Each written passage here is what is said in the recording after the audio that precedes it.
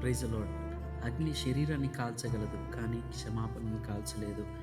ఈరోజు మీ అందరికీ సుపరిచితమైన వ్యక్తి, భారతదేశాన్ని ఎంతగానో ప్రేమించిన వ్యక్తి గురించి మీతో మాట్లాడాలని ఆశ కలిగి ఉన్నాను. ఆయన ఎవరో కాదు, గ్రహం స్టెయిన్స్ గారు. ఆయన భారతీయుడు కాదు, ఆస్ట్రేలియా నుండి వచ్చాడు.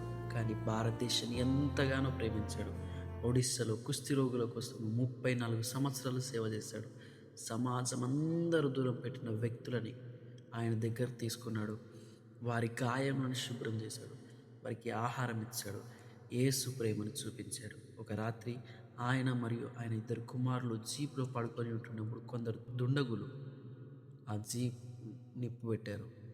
అగ్నిలో ఆయన మరియు ఆయన కుమారులు ప్రాణాలు అక్కడికక్కడే కోల్పోయారు. కానీ ఇక్కడే మనం తెలుసుకోవాల్సిన అసలు నిజం ఏంటో తెలుసా? ఆయన భార్య గ్లాడిస్ స్టెయిన్స్ గారు ఇలా అన్నది: ఈ పని చేసిన వారిని నేను క్షమిస్తున్నాను. కోపం లేదు, ప్రతీకారం లేదు, ఓన్లీ క్షమాపణ మాత్రమే. ఇది బలహీనత కాదు, ఇది క్రీస్తు శక్తి. ఈరోజు మనం చిన్న చిన్న మాటలకు, చిన్న చిన్న విషయాలకు మనం ఎంతో కోపడుతుంటాం. కానీ మనం చేయాల్సిన పని ఏంటో తెలుసా? ద్వేషము మీ ప్రేమను ఆపలేనంతగా జీవించాలి.